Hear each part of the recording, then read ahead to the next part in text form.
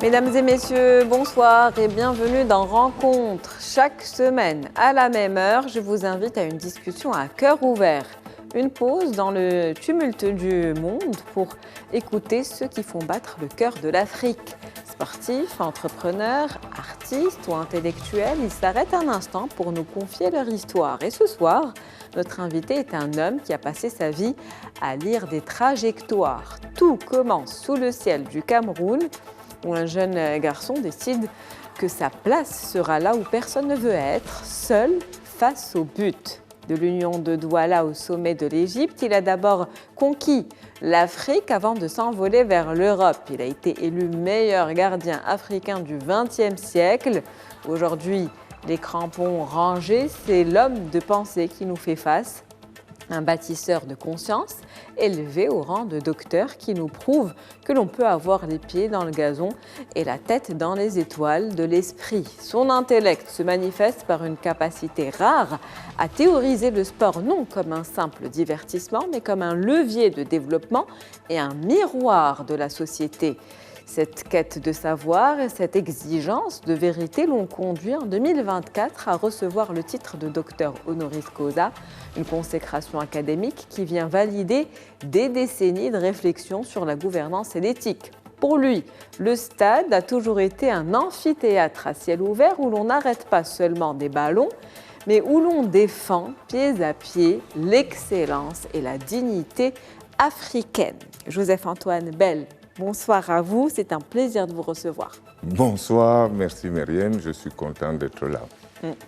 Alors, on vous a toujours décrit comme un homme qui voyait le jeu par anticipation, on va dire. Vous avez toujours bien anticipé les choses, comme je le disais en introduction. Vous avez appris très tôt à lire les trajectoires. Comment, d'abord, l'aventure sur le terrain a commencé ?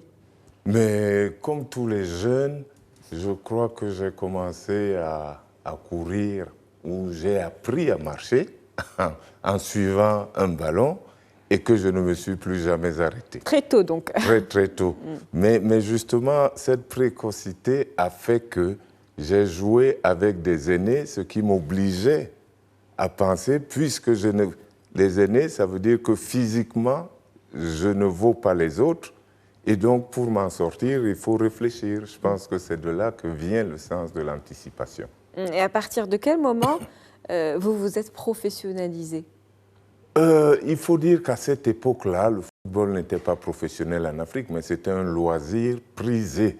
D'ailleurs, un loisir obligatoire parce que tout le monde n'avait pas les moyens d'aller au cinéma ou au théâtre, donc les jeunes y jouent au foot. Mais quand on est jeune, normalement, le métier, c'est élève. Donc, simplement, j'ai eu la chance de pouvoir comprendre que, grâce à mon père, d'ailleurs, qui était enseignant, qu'il faut bien faire tout ce qu'on fait. Donc, j'ai su que pour jouer au foot, on n'était pas condamné à se priver de son cerveau. Voilà comment le foot m'a apporté à l'école et comment l'école a apporté à mon football. Donc vous avez joué au football tout en continuant à vous instruire. Oui. On dit souvent que le poste de gardien de but est solitaire. On parle de solitude. Oui. Est-ce que c'est cette solitude justement qui a forgé l'homme que vous êtes aujourd'hui ? Je me suis toujours demandé si c'est le poste qui m'a forgé ou si c'est mon tempérament qui m'y a conduit. Parce que rapidement, dans ce sens d'anticipation, moi j'ai compris le poste de gardien de but autrement que ce que tout le monde raconte. Cette solitude, je l'ai considérée comme la solitude du chef. Et donc, je me suis toujours considéré comme, même en étant jeune, mais comme étant le patron de l'équipe. Pas le patron au sens de la vantardisme ou le patron dans le sens de la responsabilité. Vous êtes le dernier rempart. Voilà. Et au lieu d'être le dernier, je me suis dit, c'est le dernier et le premier. Je me suis dit, ceux qui ont inventé le foot ne se sont pas trompés en donnant le numéro 1 au gardien de but. Et donc, pour moi, numéro 1, ça signifie bien quelque chose. C'est celui qui est responsable et qui doit se sentir responsable. Donc c'est votre façon de voir les choses qui a forgé, on va dire, l'homme que vous êtes aujourd'hui, cette vision aussi panoramique que vous aviez sur le terrain. Beaucoup de sportifs vivent la retraite comme une espèce de petite mort, j'ai envie de dire. Pour vous, on a l'impression que c'était plutôt la naissance, l'éclosion de l'homme des lettres que vous êtes aujourd'hui. Expliquez-nous cette transition, justement. En fait, précisément, j'ai vite compris que le football, c'était la vie. Que le football, en réalité, le ballon n'est pas important, sauf quand on en sort.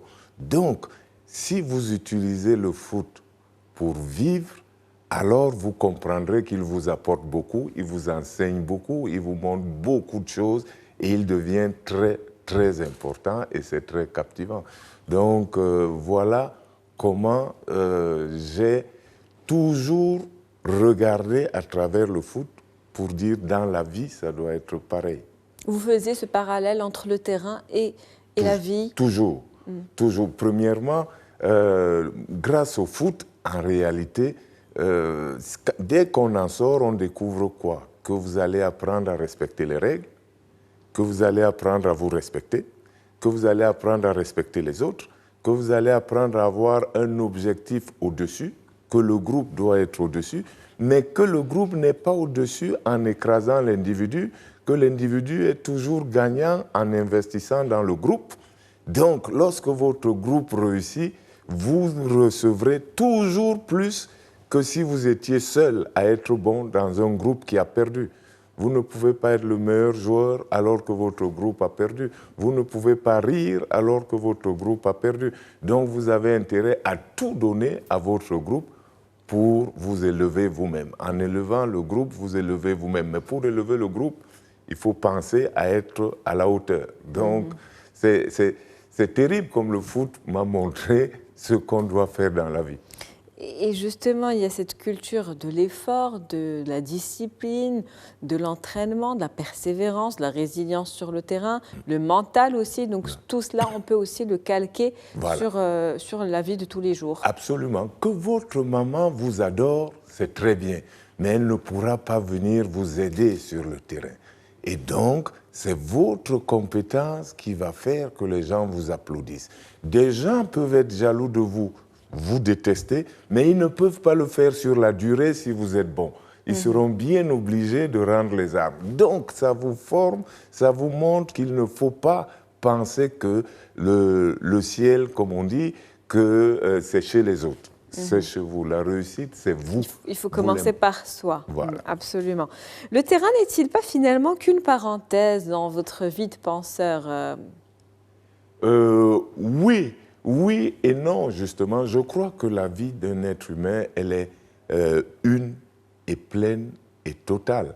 Donc, c'est une parenthèse qui compte. Et donc, une parenthèse, il ne faut pas se limiter à la parenthèse. Et c'est là que c'est non, parce que ça fait partie de votre vie. Si vous avez été footballeur, que vous n'avez rien appris, vous aurez une vie après le football qui sera catastrophique. C'est un très beau métier, mais il faut en profiter, pas simplement à danser quand on a mis un but, mais il faut apprendre. C'est un moment génial, c'est un moment de formation, et le football, il est d'abord fait pour des jeunes. Ce sont des jeunes gens, ils doivent être en santé, et quand ils sont en santé aujourd'hui, ils sont en santé, ils sont beaux, ils ont plein d'argent. Mais attention, la vie ne se limite pas à ça. Les épines sont toujours à côté de la rose. Et justement, dans votre livre « Vue de ma cage », vous analysez le monde avec une précision chirurgicale, j'ai envie de dire. Est-ce que le terrain de football est au fond le meilleur laboratoire pour analyser et comprendre aussi le comportement et la nature humaine? Je ne sais pas comment vous faites, Myriam, mais vous êtes exactement là où il faut être. Dans le foot, ce que j'ai vu, c'est qu'il vous met tous les hommes, je veux dire les pratiquants, hommes et femmes, il vous met les gens à nu. Vous avez la gloire, vous avez l'argent, vous avez la réussite. Et donc, quand vous avez tous ces ingrédients, l'être humain se dévoile. Et venez voir un vestiaire. Lorsque des gens ont gagné, vous verrez quelqu'un qui est très bien habillé, mais qui va embrasser ceux qui sont pleins de boue. Il ne se soucie plus de ses vêtements, de qui il est. Il crie avec eux, il les embrasse.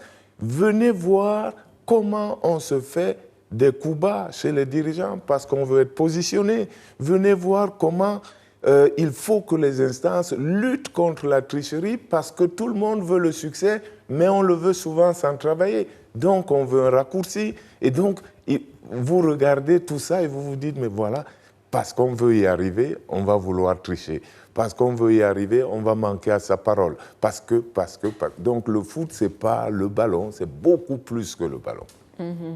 Et c'est ce qu'on voit justement, c'est ce que vous écrivez dans ce livre. Vous avez un autre livre qui s'appelle Flashback. Parlez-nous de la genèse de cette idée déjà. Oui, Flashback, c'est que un journaliste a estimé, un journaliste qui m'a dit, moi j'ai été ramasseur de balles. Et j'ai suivi depuis longtemps, je suis devenu journaliste, donc j'ai suivi Joseph-Antoine Bell. Il y a plein de choses, je suis sûr qu'on n'a pas comprises et j'aimerais qu'on y revienne. Donc, lui a posé des questions sur ce que les gens auraient mal compris ou prétendaient comprendre pour que je puisse réexpliquer comment ça s'est passé et comment je voyais les choses. Un livre un petit peu sur votre parcours, d'une certaine manière. Voilà, c'est ça. Tel que vous l'avez perçu pour qu'il n'y ait pas d'incompréhension, de malentendu, c'est ça? Mais maintenant, il faut dire la vérité aussi.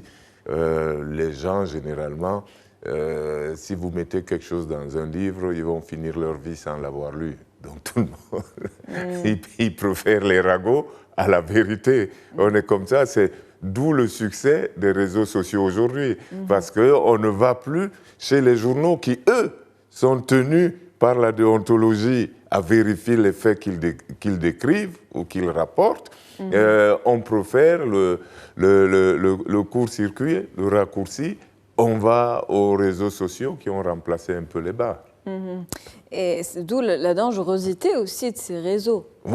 Évidemment, évidemment, les réseaux sont si dangereux que là, excusez-moi, mais la compétition au Maroc, elle est polluée par les réseaux.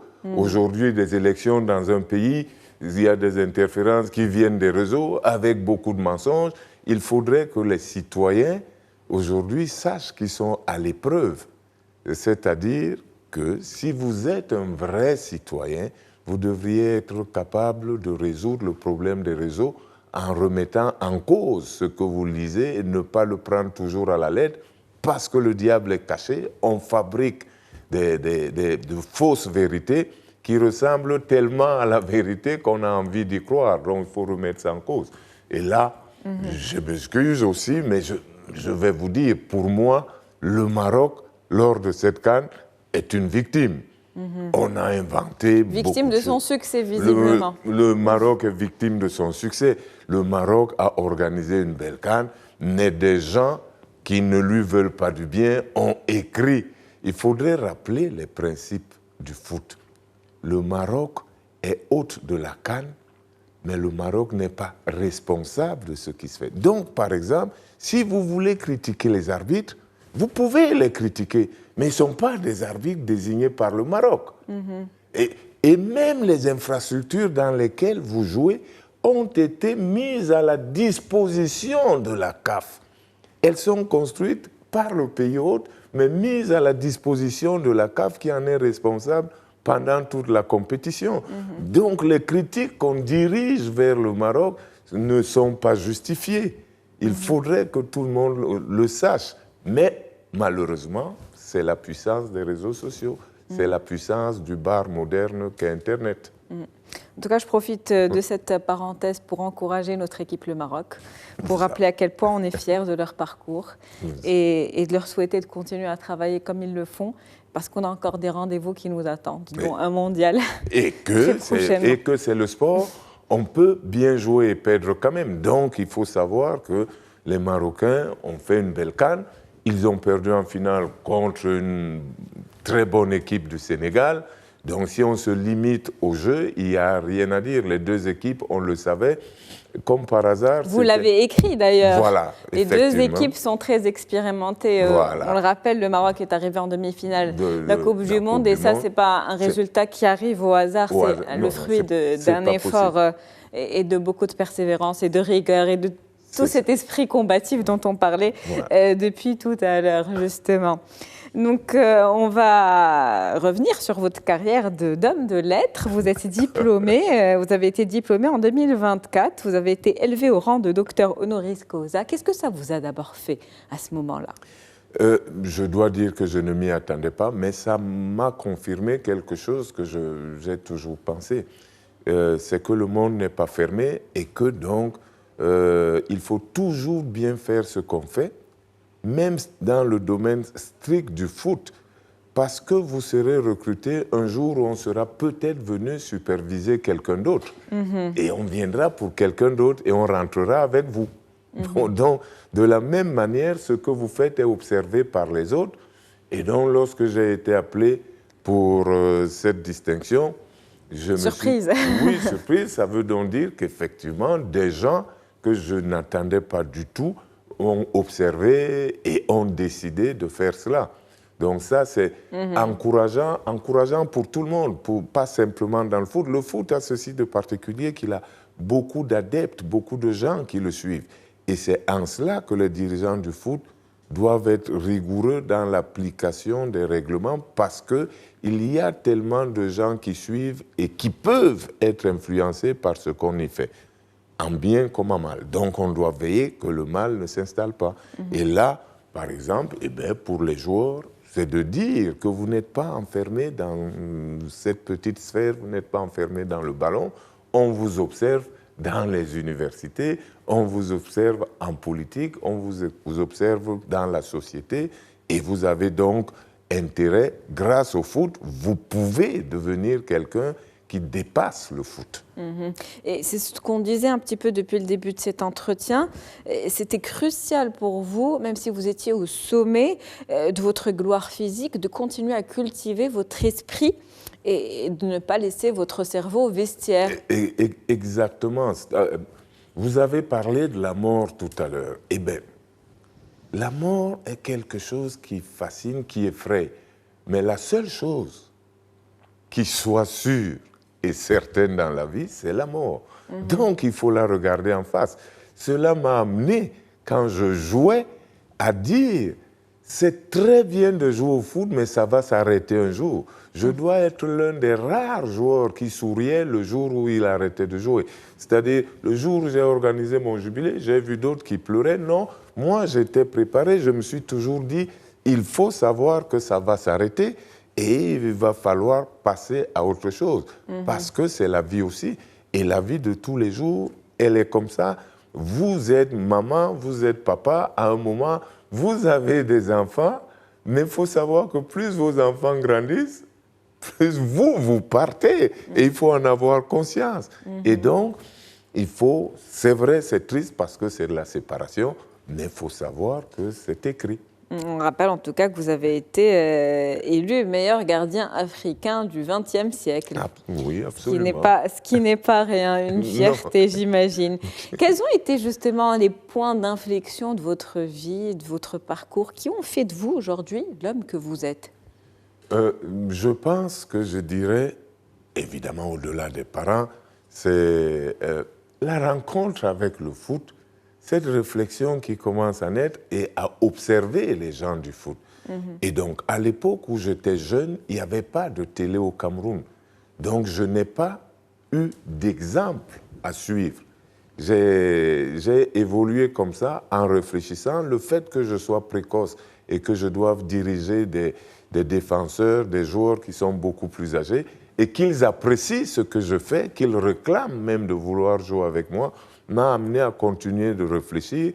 Et plus tard, j'ai rencontré de grands footballeurs, des aînés, Rachid Mekloufi, l'Algérien, Salif Keita, le Malien, Eugène Dioléa, Camerounais, Samuel Mapelepe, Camerounais, Ali Fergani, Moedine Kalef, l'entraîneur de l'Algérie. Donc, beaucoup d'anciens comme ça, qui avaient été de très très grands joueurs, et j'ai observé que tous ces gens-là gardaient beaucoup d'humilité.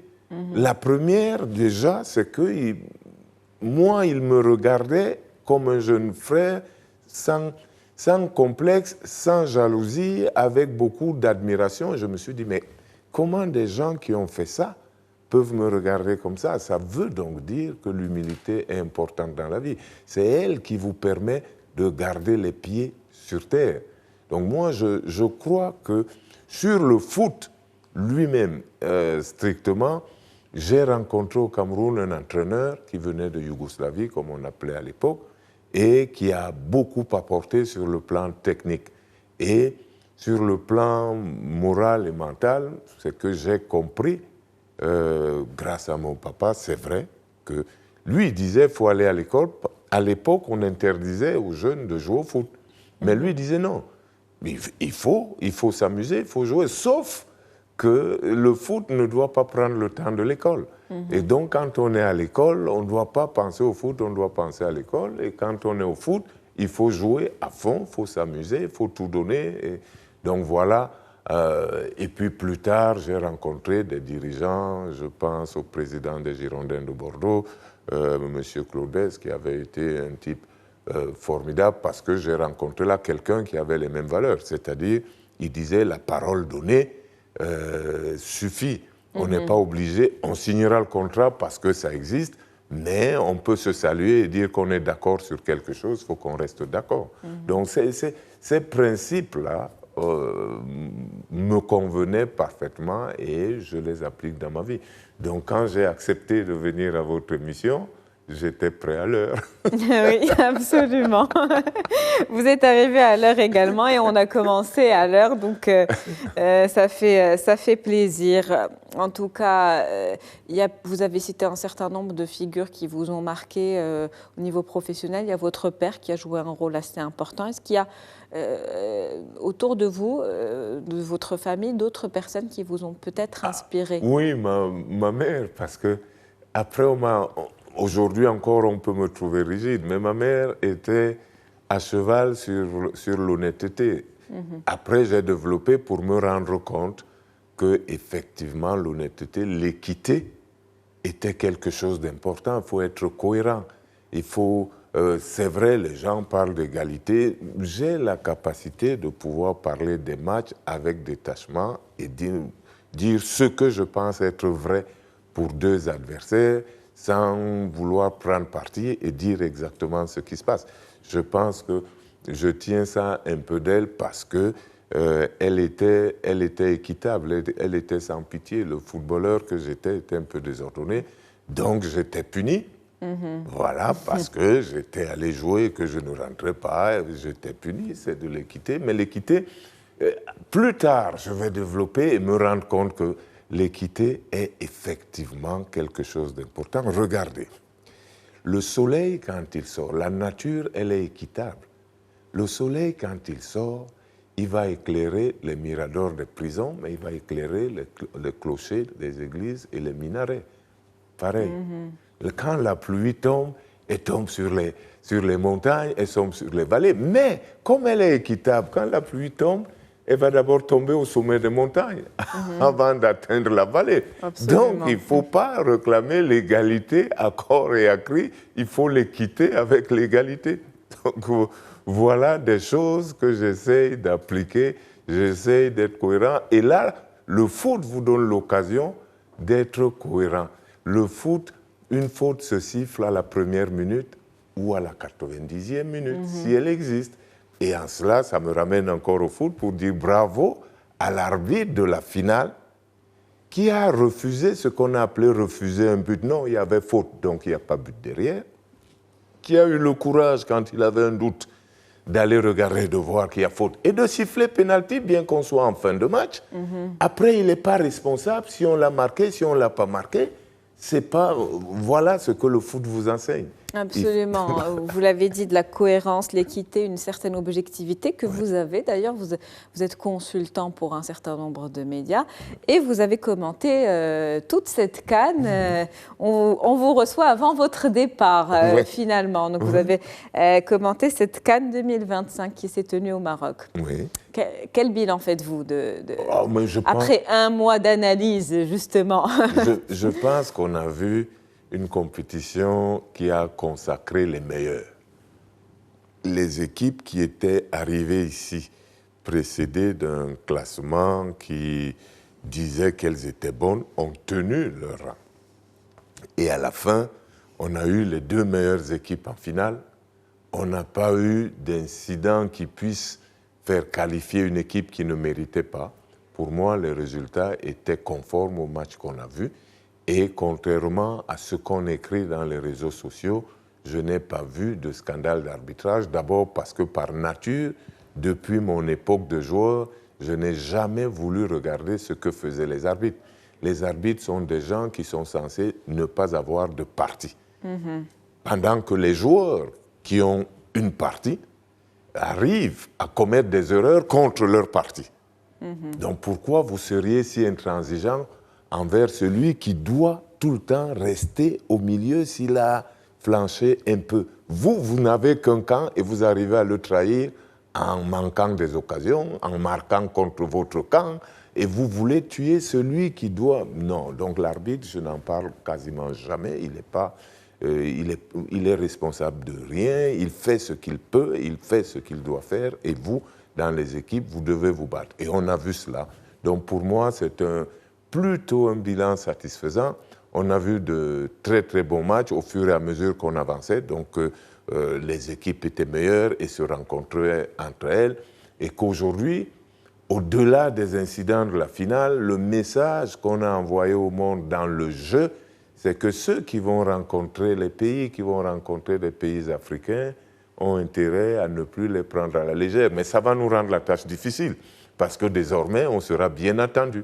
Absolument. Merci à vous, en tout cas, Joseph Antoine Bel. C'était un plaisir de vous avoir avec nous ce soir comme invité et d'être allé à votre rencontre. Je vous en prie et merci de m'avoir invité. J'étais très content d'être là et de parler de tout ça. Nous avons passé un bon moment. C'est la fin de rencontre pour aujourd'hui. On se retrouve la semaine prochaine.